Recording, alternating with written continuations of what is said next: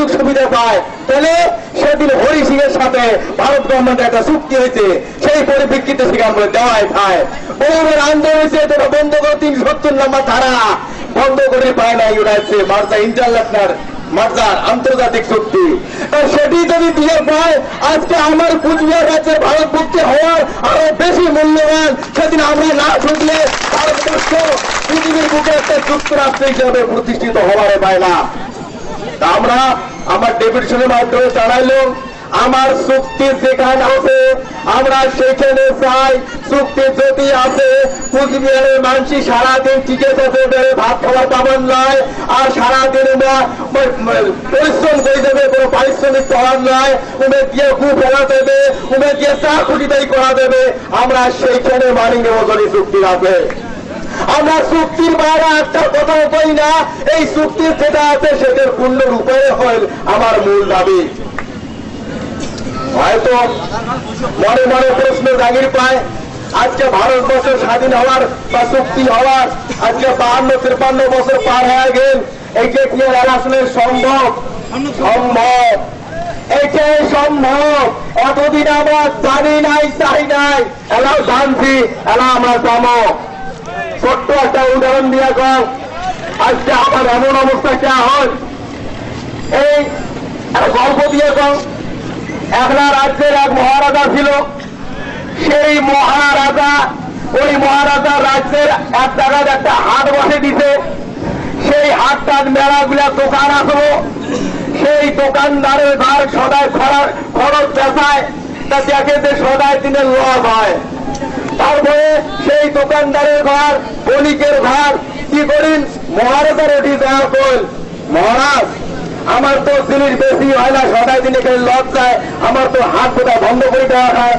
তখন মহারাজ কইছে, আচ্ছা ঠিক আছে, সদাই দিনে তোমার যেগুলো জিনিস বেশি হওয়ার পরে যে কটা জিনিস থাকছে সেই জিনিসটা একটা মুরগি আনবেন, মই কিনে নিন। এই কথা শোনার পরে তারপরে সেদিন থেকে ব্যবসায়িকের ঘর, বণিকের ঘর ঠিক জিনিস আনে, সারাদিনে বেশি হল, যা হল হল, আর বাকি দেখতে নিয়ে যাও মহারাজার দিন, মহারাজা কিনে নিন। সুন্দরভাবে হাটও চলছে, মানুষ আনন্দ চলছে। এমন টাইমে একজন শয়তান এই রাজবাড়িকে, এই রাজচক্রটা কেমন ধ্বংস করা যায়, সেই রাজার শয়তান উমায় একদিন একটা দোকান ধরিয়ে আসে সেই হাটক। কিসের দোকান? দোকান করা হল মাটির পুতলা, মাটির ঠাকুর, কালী ঠাকুর, সরস্বতী ঠাকুর, এদের বিভিন্ন লক্ষ্মী ঠাকুর, অলক্ষ্মী ঠাকুর, মাসান ঠাকুর, শিব ঠাকুর, মেলাগুলা মাটির প্রতিমা বানিয়ে আনলে হাটক। আর সবগুলো ঠাকুরের বেশি হল, কিন্তু অলক্ষ্মী ঠাকুর গুলো তো কাম নেয় না। ওটি কি ঠাকুর, এটা অলক্ষ্মী। অলক্ষ্মী ঠাকুর তো নেওয়া যাবার নাই, ইমে ঘর শুনাইলে লক্ষ্মী পালাইবে, ওই ঠাকুর গুলার কাম সেদিন হাটক নিলে না। যখন হাটক নিলে না, ওটার ওই ঠাকুর করে আবার কি করলে, মহারাজা ওটি নিয়ে যায়। মহারাজ আপনি তো বলছেন যেগুলো জিনিস বেশি যাবে সেগুলো আপনি কিনবেন, তা আমার তো এই ঠাকুরটা বেশি হলে না, এটি এখন আপনি নেন। মহারাজ যে নিয়ে যাবে, রাজবাড়িতে পালি বর্ষক ছিল, সেগুলো সকালে বলা দিচ্ছে, মহারাজ ওটা নেন না, ওটা হচ্ছে অলক্ষ্মী ঠাকুর, ওটা নিলে গেলে তোমার সাম্রাজ্য রাজ্য সব ধ্বংস হয়ে যাবে, লক্ষ্মী থাকিবেন নয়, কিছুই থাকিবেন নয়।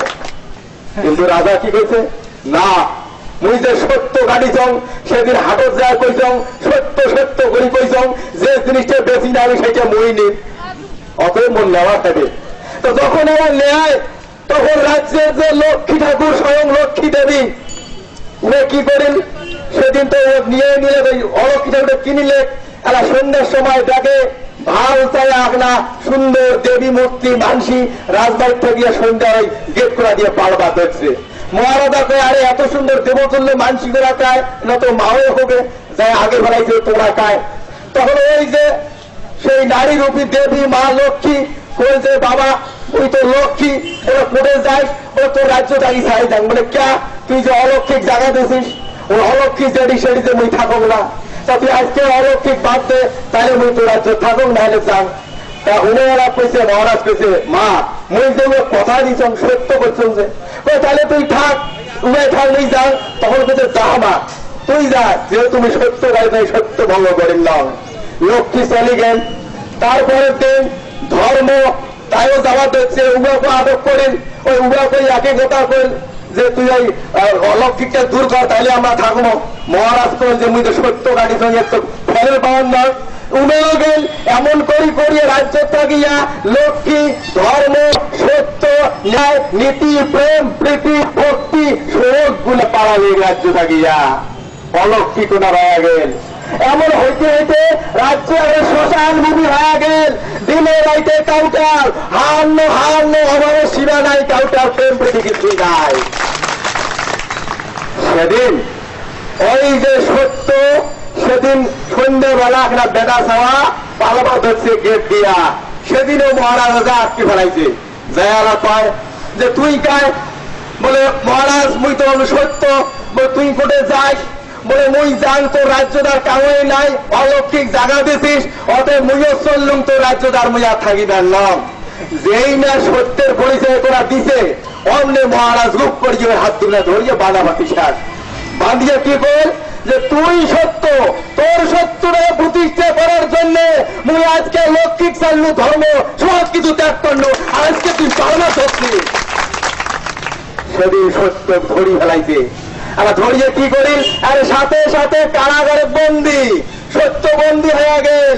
আবার সারা দুনিয়া দেখে লক্ষ্মী যায়, ধর্ম, ন্যায়, নীতি, প্রেম, প্রীতি, শ্রদ্ধা, ভক্তি সারা দুনিয়ার সেনে বেড়ায়, কিন্তু সত্য একটিও নাই। যখন সত্য একটিও নাই, সত্য মিথ্যে আর মিথ্যা, মিথ্যের জন্য পাবে ভক্তি, তখন লক্ষ্মীও থাকির পায় না, সত্য থাকির পায় না। তখন ওকে সত্য কোটে খোঁজো। সব দেবতা খোঁজা শুরু করিল সত্য কোটে।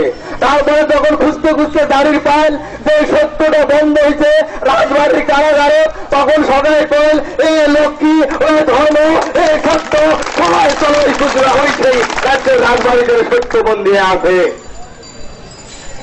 সবাই ঘুরিয়াছিল, রাজ্য শোকে সুখ শান্তি প্রতিষ্ঠা হল। সেদিন যেদিন ওই শোক লক্ষ্মী দেবতা ঘর ঘুরিয়াছিল, হাসিল কাম করিয়া ওই যে সত্য ধরি ফেলাইছে। আজকে আমার এই অবস্থা। হয়তো অনেকে প্রশ্ন করে এটা তো জেলা হয়েছে 1950 সালের 1 জানুয়ারি, এটা কি আরো সম্ভব?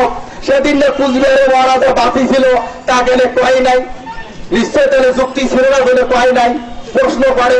এইটা জানি নেবেন সেদিন যে কুচবিহারের মহারাজ চুক্তিটা করছে 1949 সালে 28 আগস্ট, সেই চুক্তিটা পরিষ্কার করা আছে যে কুচবিহারের সব কিছুর মালিক হল কুচবিহারবাসী। কুচবিহারবাসী যেটাই করবে সেটাই হবে, মোর করার কিছু নাই। আর ওই জন্য সেদিন কুচবিহারের মহারাজ চুপ করিয়াছিল। ওই যে বিধানচন্দ্র রায় 1950 সালের 1 জানুয়ারি রাসমেলার নাটক অলক্ষ্মী ঠাকুরটা বেঁচে গেছে, মহারাজ কিছুই চাই নাই, খালি চুপ করিয়া কিনে নিতে। তার জন্য সেদিন থাকিয়া এই কুচবিহার রাজ্যটার অভাব অনটন, মান, প্রেম, প্রীতি, পিতা মাতার পুত্র সন্তানের যে একটা ভক্তি, সবকিছু চলে গেছে। আজকে তো সবাই আমরা প্রতিনিধিতে চলতে করছি, উঠে গেল। এইটাই হচ্ছে তার মূল কারণ। এইবার আমরা সত্যটা ধরি ফেলাছি, আর ভয় নাই, চুক্তি ধরা পড়ছে। এবার লক্ষ্মী করে পালাইছে, ধর্ম করে পালাইছে, সবাই আসবে, এটাই হলো সুনিশ্চিত। যাই হোক, এই চুক্তিটার রূপায়ণের কথায় আমরা চিফ কমিশনারক জানাইল, কথা দিন অতি দ্রুত আমার দাবি পাঠিয়ে দিবে, যাতে এটা খুব তাড়াতাড়ি কার্যকারী হয় সে ব্যবস্থা উনি নিবে। সুন্দরভাবে আমার আজকের যে ডেপুটেশন সেটা সফল হয়। যাই হোক, আমরা ওগুলা যে পরিশ্রম করে আসছি, আমার আজকের ডেপুটেশন সার্থক হল। এই কথা কয়া সবগুলা মানুষের চরণত মোর 100 কোটি ভক্তি দিয়া মোর বক্তব্য এটিগুলো শেষ করলাম। যথা ধর্ম তথা জয়।